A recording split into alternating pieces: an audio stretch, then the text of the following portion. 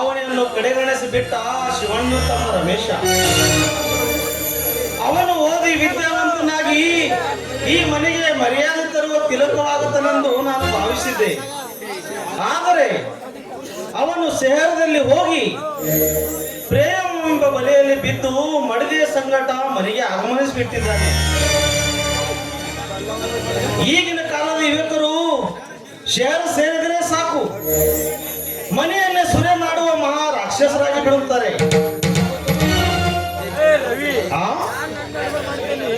ಅಂತೂ ಇಂದೊಂದು ಮಹತ್ವದ ದೃಶ್ಯವನ್ನು ನಾನು ಕಾಣುತ್ತಿರುವುದಿಲ್ಲ. ಎಷ್ಟು ಆನಂದದಿಂದ ಅಲಿಯುತ್ತಾ ನಡೆಯುತ್ತಾ ಬರುತ್ತಿದ್ದಾರೆ ಆ ಪ್ರೇಮಿಗಳು. ಇದೇನು ಆ ಶಿವಣ್ಣನ ತಂಗಿ ಜ್ಯೋತಿ ಇಷ್ಟು ಮುಂದುವರೆಯಲೆಂದು ನಾನು ಭಾವಿಸಲಿಲ್ಲ. ಏನೇ ಆಗಲಿ, ಈ ವಿಷಯವನ್ನು ಆ ಶಿವಣ್ಣನಿಗೆ ತಿಳಿಸಿ ಇವರಿಬ್ಬರ ಮದುವೆ ಆಗದಂತೆ ಮಾಡುತ್ತೀನಿ.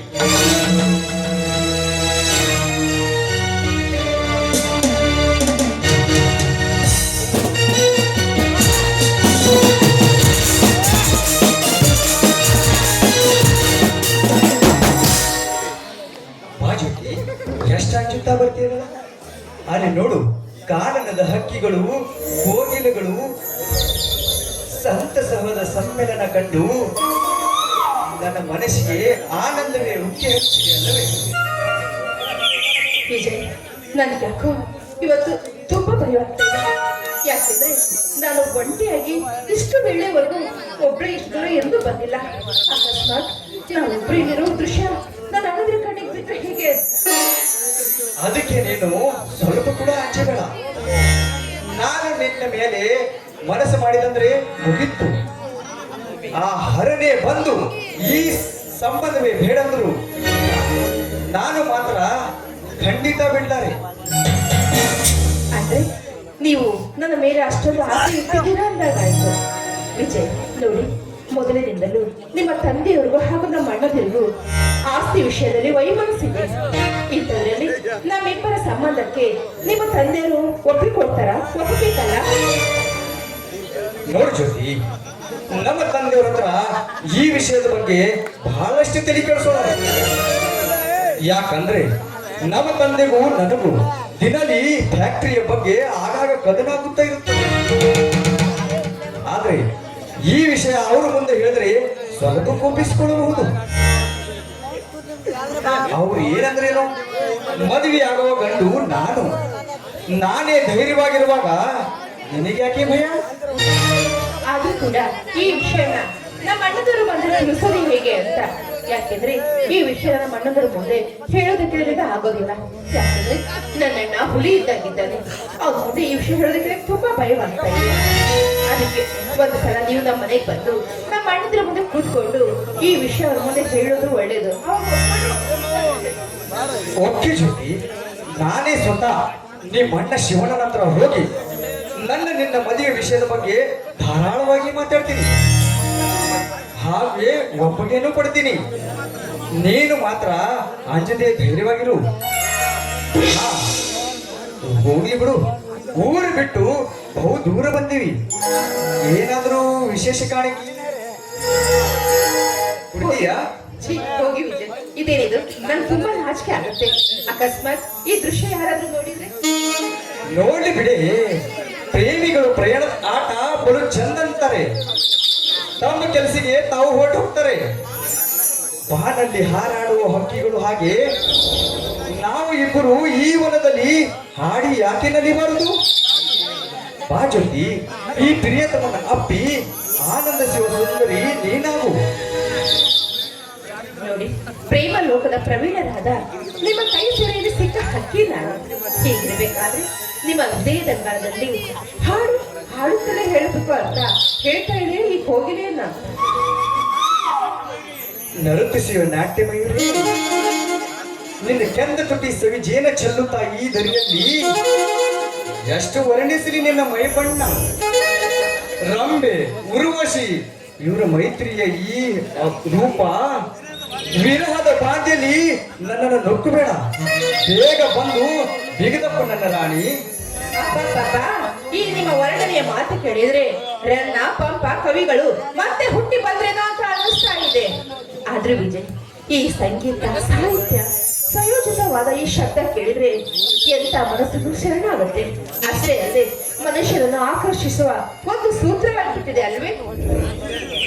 ನಿಜ ಜ್ಯೋತಿ, ನಮ್ಮ ಭಾರತದ ರಾಷ್ಟ್ರಗೀತೆ ಬರೆದಿಟ್ಟು ಹೋದ ರವೀಂದ್ರನಾಥ ಟಾಗೂರರು ಸತ್ತು ಚಿರಶಾಂತಿ ಹೊಂದಿದ್ರು ಕೂಡ ಅವರು ಬರೆದಿಟ್ಟು ಹೋದ ರಾಷ್ಟ್ರಗೀತೆಯನ್ನು ಇಂದಿಗೆ ನಮ್ಮ ರಾಷ್ಟ್ರದ ನಾಂದಿಯಾಗಿ ಸಾಗುತ್ತದೆ. ಹೌದಾ? ಇಷ್ಟೆಲ್ಲ ನನಗೆ ಗೊತ್ತೇ ಇರಲಿಲ್ಲ, ನಿಮ್ಮಿಂದ ತಿಳ್ಕೊಂಡೆ.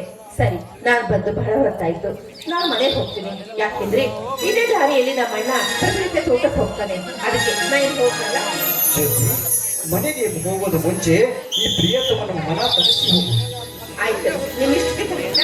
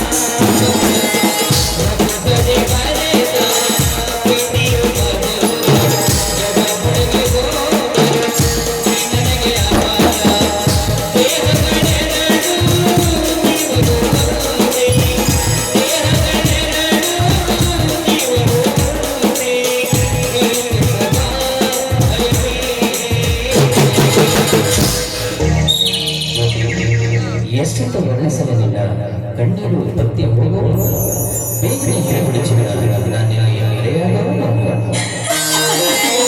ಇಂದಿಗಾಗಿ ಪ್ರಾಣ ಹೋಗಲಿ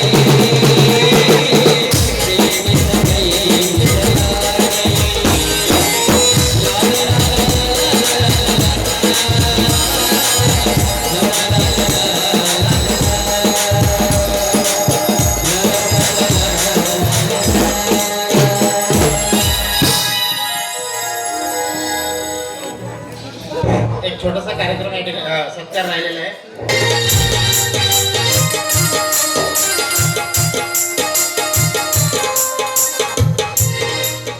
ಅಮ್ಮ ತಾಯಿ, ನೀನೇ ಕಣ್ಣ ತೆರೆದು ನೋಡಮ್ಮ ಈ ಮನೆಯ ಪರಿಸ್ಥಿತಿ. ನಿನ್ನ ಕಿರಿಯ ಮಗ ರಮೇಶ ಓದಿ ವಿದ್ಯಾವಂತನಾಗಲಿ ಎಂದು ಹಾಡಿ ಹಾರೈಸುತ್ತಿದ್ದೀಯಲ್ಲ. ಈಗ ನಿನಗೆ ತಕ್ಕ ಮಗನಾಗಿ ಮನೆಗೆ ಮಡದಿಯನ್ನ ಕರೆದುಕೊಂಡು ಬಂದಿದ್ದಾನೆ. ನೀನೇ ಆಶೀರ್ವಾದಿಸು ತಾಯಿ, ಅವನಿಗೆ ಒಳ್ಳೆಯದಾಗಲಿ ಎಂದು. ನಿನ್ನ ಮಗಳು ಜ್ಯೋತಿಯ ಕೂಡ ಈಗ ನಿನ್ನ ಮಾತನ್ನೇ ಮರೆತಿದ್ದಾಳೆ ತಾಯಿ. ಅವಳೀಗ ಪ್ರಾಯದ ಪರಿಸ್ಥಿತಿಯಲ್ಲಿ ಪ್ರಿಯತಮನೊಂದಿಗೆ ಪ್ರಣಯದ ಆಟ ಆಡಲು ಹೋಗ್ತಿದ್ದಾಳೆ. ಆಗಲಿ ಆ ಗೈಯಾಳ ಮನೆಗೆ ಬರಲಿ, ಅವಳಿಗೆ ಸರಿಯಾಗಿ ವಿಚಾರಿಸಿಕೊಳ್ಳುತ್ತೇನೆ.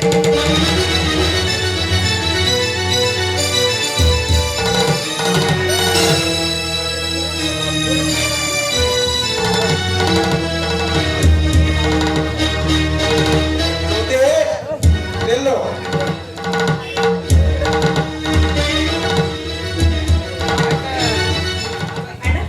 ಯಾಕಣ್ಣ ಏನಾದ್ರೂ ಕೆಲಸ ಇತ್ತಾ? ಆ ಮಹತ್ವದ ಕೆಲಸವಿದೆ. ಯಾಕಂದ್ರೆ ನನ್ನ ತಂಗಿ ತುಂಬಾ ಜಾಣೆ, ಬುದ್ಧಿವಂತೆ, ಶೀಲವಂತೆ ಅಂತ ನಾನು ನಂಬಿದೆ ನೋಡು. ಅದಕ್ಕೆ ತಕ್ಕ ಉಪಕಾರವನ್ನು ಮಾಡಿಬಿಟ್ಟಿದೀಯಾ ನೀನು. ಇದೇನಣ್ಣ ಈ ರೀತಿ ಮಾತಾಡ್ತಾ ಇದೆಯಾ? ಯಾಕಣ್ಣ ಈ ನಿನ್ನ ತಂಗಿಯ ಬಗ್ಗೆ ಇಷ್ಟೊಂದು ಅಪರೂಪಕ್ಕಿಂತ ಮಾತಾಡ್ತಾ ಇದೆಯಲ್ಲ? ಯಾಕಣ್ಣ ನಿನ್ನ ತಂಗಿ ತಪ್ಪು ನೀನು ಮಾಡಿಲ್ಲಮ್ಮ, ನಾನು ಮಾಡಿದ್ದೆ. ನೀನು ವಯಸ್ಸಿಗೆ ಬಂದಿರುವುದನ್ನು ಗಮನಿಸದೆ ಹಾಗೆ ಇದ್ದೇನಲ್ಲ, ಅದಕ್ಕೆ ಅನುಗುಣವಾಗಿ ತಿರುಗು ಮಾಡಿಬಿಡಲು ಪ್ರಾರಂಭ ಮಾಡಿದೆ, ಅಷ್ಟೇ ಅಲ್ಲವೇ?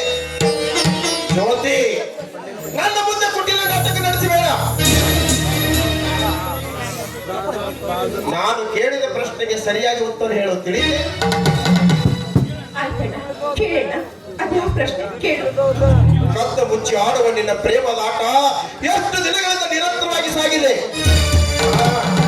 ನಿಜವಾದ ಲಜ್ಜೆಗಟ್ಟವಳೆ. ಅಣ್ಣ ಅಣ್ಣ ನೀನ್ ಈ ರೀತಿ ಕೇಳಿದ್ರೆ ನಾನೇನಂತ ಉತ್ತರ ಕೊಡ್ಬೇಡ, ನಾನೇನಂತ ಉತ್ತರಿಸ್ಲಿ? ಯಾಕಣ್ಣ ಈ ನನ್ನ ತಂಗಿ ಲಜ್ಜೆ ಕೆಟ್ಟಳು ಅಂತ ನೀನು ಹೇಳ್ತಾ ಇದ್ಯಾ? ನನಗೆ ಇಲ್ಲದ ಹೇಳಲು ಬರಬೇಡ. ನಿನ್ನ ಸಂಕಟ ಪ್ರಣಯದ ಆಟ ಆಡುವ ವಿಜಯ ಹಾಗೂ ನಿನ್ನ ಪ್ರೇಮದ ಬೆಸಗೆ ಬೆಸಲು ಎಷ್ಟು ದಿವಸವಾಯಿತು. ಬೆಕ್ಕು ಕಣ್ಣು ಮುಚ್ಚಿ ಹಾಲು ಕುಡಿದರೆ ಕುಡಿಯುವ ಜಗತ್ತು ನೋಡದಿರುತ್ತದೆ. ನಿಜ ಹೇಳು ಎಷ್ಟು ದಿನಗೆಂದು ಸಾಗಿದೆ ನಿನ್ನ ಕಾಳ ಪ್ರೇಮ? ನಿಜ ಹೇಳ್ತಿದ್ದಣ್ಣ. ನೋಡಣ್ಣ ವಿಜಯ್ ಈ ವಿಷಯವಾಗಿ ನೀವು ಮುಂದೆ ಬಂದು ಮಾತಾಡ್ತೀನಿ ಅಂತ ಹೇಳಿದ್ದಾರೆ. ಆದ್ರೆ ನಾನು ಮಾತ್ರ ಯಾವ ತಪ್ಪು ಮಾಡಿಲ್ಲಣ್ಣ. ನನ್ನ ತಪ್ಪಲ್ಲ. ಏನು ತಪ್ಪಿಲ್ಲದೆ ಹೇಳಿಕೊಳ್ಳೋದಕ್ಕೆ ನಿನ್ನ ಜೀವಕ್ಕಷ್ಟು ನಾಚಿಕೆ ಆಗುವುದಿಲ್ಲವೇ? ಮಾತುಗಟ್ಟ ಎಷ್ಟು ದಿನಗಳಿಂದ ಹಂಚ ಹಾಕಿ ಕೂತೀನಿ. ಈ ನನ್ನ ಮನೆಯ ಮರ್ಯಾದೆ ಕಳೆಯಲು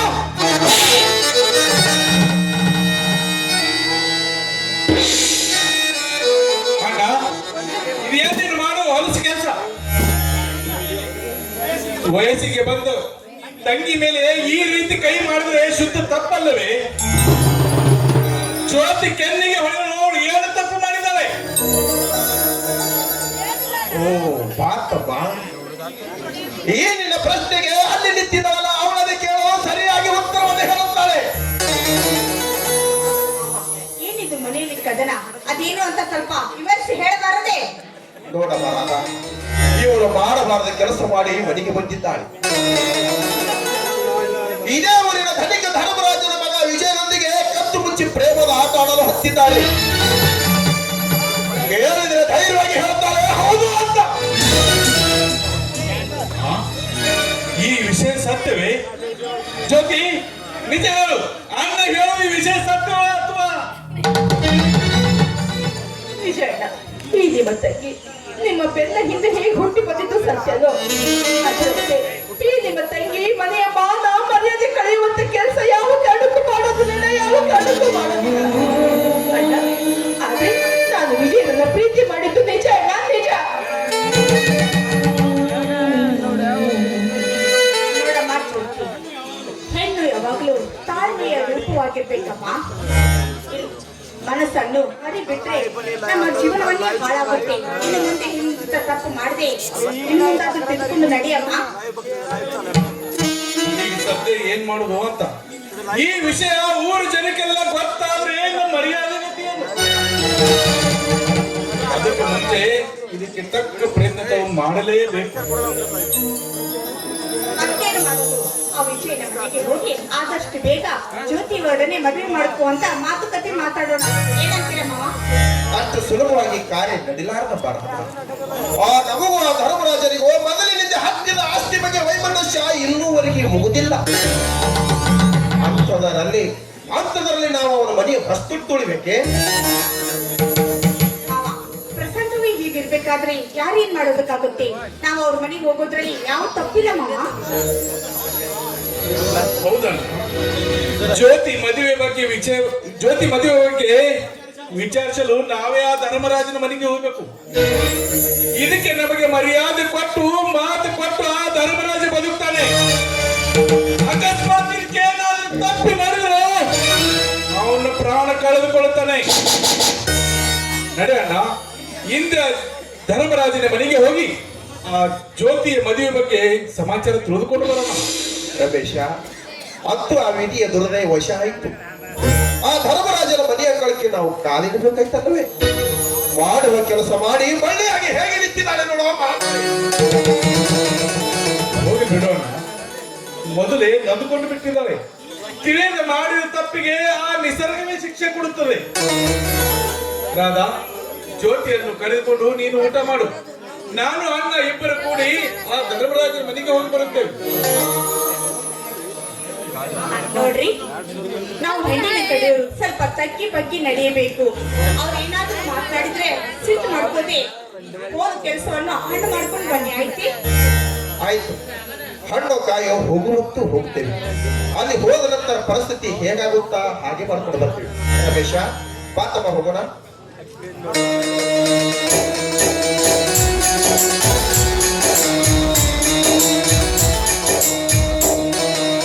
ಬಾರಮ್ಮ ಜ್ಯೋತಿ, ತುಂಬಾ ಹೊತ್ತಾಗಿದೆ, ಊಟ ಮಾಡೋಣ.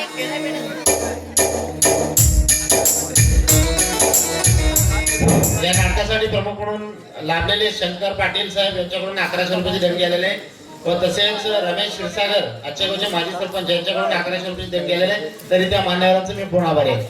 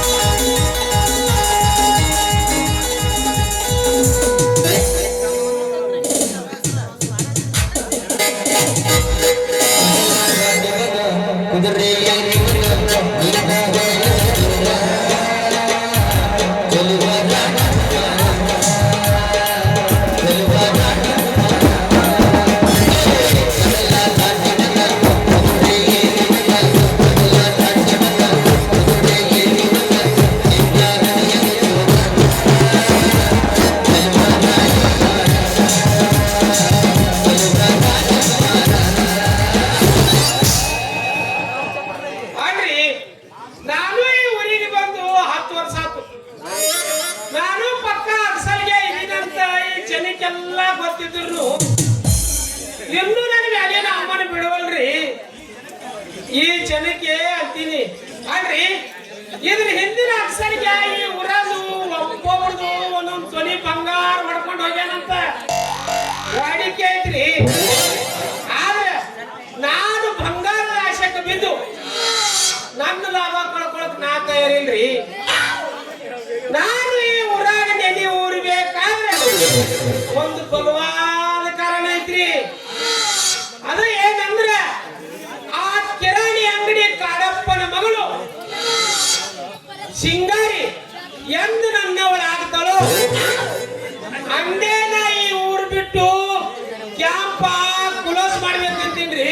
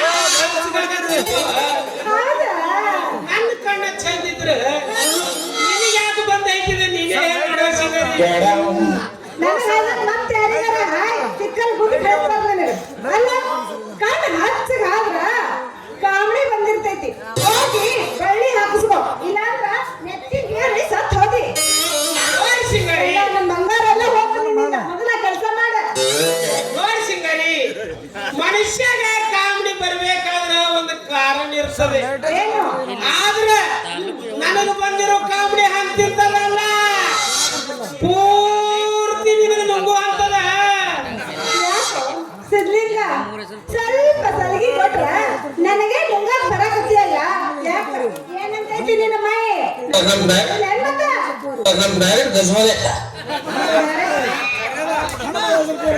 ಇಲ್ಲ ಐದನೇ ಕಸಬ ಮಾಡಿಲ್ಲವ ಇನ್ನೇನ್ ಡೈರೆಕ್ಟ್ ಕಸಬ ಮಾಡ್ತಾನ ಹಾಗ ಮಾಡ್ಬೇಡಿ ಸಿಂಗರಿ ಏನು ನಿನ್ನ ಮಾತಾ ಏನು ನಿನ್ನ ಚಾಲ ಮಾತಿನ ಮೊದಲು ಅವನ ಕರಿಯನು ಅಪ್ಪನ ಕರಿಯನು ಅಪ್ಪನ ಕರಿಯನು ಅಪ್ಪನ ಕರಿಯನು ಅನ್ಕೋತಿರ್ತಾರೆ ಹುಡುಗಿಯರು ಅಲ್ಲ ಸಿಂಗರಿ ಅಂತೂ ನಮ್ಮ ಸುದ್ದಿ ನಿನ್ನ ಅಪ್ಪನ ಮುಂದೆ ತಿಳಿಸಿದಂಗಾತು ಬಿಡ್ತೀನೇನು ನನಗೆ ಮುಂಗಾಕ್ ಬಂದ್ರ ಏನ್ ಸಿಂಗರಿ ನನ್ನ ಮ್ಯಾಲೆ ನೀನು ಬಹಳ ತಪ್ಪು ತಿಳ್ಕೊಂಡ್ಬಿಟ್ಟಿದ್ದು ಅಲ್ಲ ನಾನು ಈ ಊರಿಗೆ ಬಂದಿದ್ದೆ ಹೊತ್ತು ಬಿಡದ ಹೇಳು ಯಾರಿಗಾರ ಕಣ್ಣೆತ್ತಿ ನೋಡಿ ನೀನು ನೋಡಿಲ್ಲ ಅವೇನು ಬಿಡು ಯಾರಿಗಾರ ಏನಾರು ಮಾಡಿ ನೀನು ನನಗೆ ಮಾಡಿರಿ ಇಂಥ ಮನುಷ್ಯ ಮನಸ್ಸಿಗೆ ಹಚ್ಕೊಳ್ಳಂಗ ಮಾತಾಡ್ತಿಲ್ಲ ಇದು ಸರಿನಾ ನೀನೇ ಹೇಳೋಡ ಇಲ್ಲ ಇಲ್ಲಿ ಹೇಳ್ತೀನಿ ಕೇಳು ಹೇಳು ಮನಿ ಆಕಳ ಐತಿ ಎಲ್ಲರ ಮೈದ್ ಬರ್ತೈತಿ ಬಿಡು ಅಂತ ಹೇಳಿ ಕಣ್ಣಿ ಹರಿದು ಕೈ ಬಿಟ್ರ ಅದು ಇನ್ನೊಬ್ರು ಹೊಲ್ದಾಗ ಹೋಗಿ ಮೈತದ ಆಮೇಲೆ ಮಂದಿ ಕೇಳ್ತಾರೇನು ಏನ್ ಮಾಡ್ತಾರ ಹಿಡಿದು ಕೊಂಡ್ವಳಕ್ ಹಾಕ್ತಾರ ಏ ಬಾಳ ಬಿಗಿ ಐತ್ರಿಯಪ್ಪ ಈ ಹುಡುಗಿ ಸಂಗಟ ಅಲ್ಲ ಸಿಂಗರಿ ನಾನು ಈ ಊರಾಗ ಬಂಗಾರದ ಸಾಮಾನು ಮಾಡ್ತೀನಿ ಅಂದ ಬೆಳಕು ನನ್ನ ಮನಸ್ಸು ಬಂಗಾರದಂತ ಇರ್ಬೇಕಲ್ಲ ಆದ್ರೆ ನಿನ್ನಂತ ಈ ಚಂದುಳು ಚೆಲುವಿ ನನ್ನ ಮ್ಯಾಲ ಮುಗಿಸಿಕೊಟ್ರೆ ನಾನೀಗ ಏನು ಮಾಡಲಿ ಅಂತೀನಿ ಅಂತೂ ನನ್ನ ಮ್ಯಾಲ ನಿನ್ನ ಕಣ್ಣು ಬಿತ್ತು ಅನ್ನಂಗ ನೋಡ್ತೀನಿ ಹಿಂಗ ನಮ್ಮ ಅಪ್ಪ ಅದಾನಲ್ಲ ಹಾ ನನಗ ಇನ್ಕಮ್ ಟ್ಯಾಕ್ಸ್ ಆಫೀಸರ್ಗ ಕೊಟ್ಟು ಮದುವೆ ಮಾಡ್ಬೇಕಂತ ಹೇಳಿ ಶಪಥ ಮಾಡಿಬಿಟ್ಟಾನ ನನ್ನ ಮನಸ್ಸು ಪೂರ್ತಿ ಅದಕ್ಕ ಗಟ್ಟಿ ಆಗ್ಬಿಟ್ಟೈತಿ ಹೆಂಗ ಮಾಡೋದು ऐसा मत करो मेरी जान ಆ ಇನ್ಕಮ್ ಟ್ಯಾಕ್ಸ್ ಆಫೀಸರ್ ಬ್ಯಾಂಕ್ ಹಚ್ಚು ಅಯ್ಯೋ ಹುಚ್ಚಿ ದೊಡ್ಡ ದೊಡ್ಡ ನೌಕರಿ ಮಾಡೋರ್ ಕತ್ತಿ ನೀ ಕೇಳಿದೆ ಏನಿಲ್ಲ ಅಂತೀನಿ ಮೊನ್ನೆ ಬೆಂಗಳೂರಿನಾಗ ಕತ್ತಿ ಹೇಳ್ತೀನಿ ಕೇಳು ಅವ ದೊಡ್ಡ ಇನ್ಕಮ್ ಟ್ಯಾಕ್ಸ್ ನೌಕರಿ ಮಾಡ್ತಿದಂತ ಆದ್ರ ಮಾಡ್ಕೊಳ್ಳೋ ಹೆಂಡತಿಗೆ ಎಂಡ್ರೆ ಶೆಂಡಿ ಹಾಕಿ ಸಾಯಿ ಹೊಡೆದ್ ಬಿಟ್ಟಾನಂತ ನೋಡು ಅವನಿಗೇನು ಮಂದಿತ್ತು ಅಂತದ್ದು ಹೆಂಡತಿಗೆ ಸಾಯ ಹೊಡೆಂತದ್ದು ಮಾಡ್ಕೊಳ್ಳೋ ಹೆಂಡತಿ ಏನೇನಂತದು ಸಾಲಿ ಕಲ್ತಿದ್ದಿಲ್ಲ ಅಂತ ಆದ್ರೆ ಅವ ಕೇಳಿದಟ್ಟು ವರದಕ್ಷಿಣೆನೂ ಕೊಟ್ಟಿದ್ದಿಲ್ಲ ಅಂತ ಅದೇ ಸಿಟ್ಟು ಮನುಷ್ಯನಾಗಿ ಇಟ್ಕೊಂಡು ಹಾಲಿನೊಳಗ ಹೆಂಡ್ರೆ ಶೆಂಡಿ ಹಾಕಿ ಸಾಯಿ ಹೊಡೆದ್ ಬಿಟ್ಟಾನಂತ ನೋಡು ಪಾಪ ಈ ಸುದ್ದಿ ಮೊನ್ನೆ ಪೇಪರ್ನಾಗೆ ಬಂದಿತ್ತು ನೋಡು ಸಿದ್ಲಿಂಗ ಒಂದ್ ರೀತಿ ತಿಳಿದ್ ನೋಡಿದ್ರ ನೌಕರಿ ಮಾಡೋರ್ನ ಮದ್ವೆ ಆಗೋದು ಸರಿ ಅಲ್ಲ ಯಾಕಂದ್ರ ನಾಳೆ ಕುಡಿಯೋ ಹಾಲ್ನಾಗ ವಿಷ ಹಾಕ್ಬಿಟ್ರ ಏನ್ ಗೊತ್ತಾಗಕ್ ನಮ್ಮಂತ ಕಿಸ್ನಾಗಳಿಗೆ ಅದಕ್ಕೆ ಹೇಳ್ತೀನಿ ನನ್ನ ಮಾತು ಕೇಳ ಅಂತ ಹೇಳಿ ರೊಟ್ಟಿ ಕಟ್ಕೊಂಡು ನಮ್ಮಂತವ್ರು ದುಡ್ಕೊಂಡು ತಿನ್ನೋರ್ ಕೈ ಹಿಡಿದ್ರ ಅವ್ರ ಬಾಳ್ವೆ ಬಂಗಾರ ಆಗ್ತದ ಆದ್ರೆ ಇತ್ತಿತ್ಲಾಗಿ ಜನನು ಶಾಣಿ ಆಗ್ಬಿಟ್ಟಾರ ಬಿಡು ಹೊರ ಚಂದಿದ್ರು ತಂದ ತಾವು ನೋಡ್ಕೊಂಡು ಮಗಳನ್ನು ಕೊಟ್ಟು ಮದುವೆ ಮಾಡಿ ಬಿಡ್ತಾರ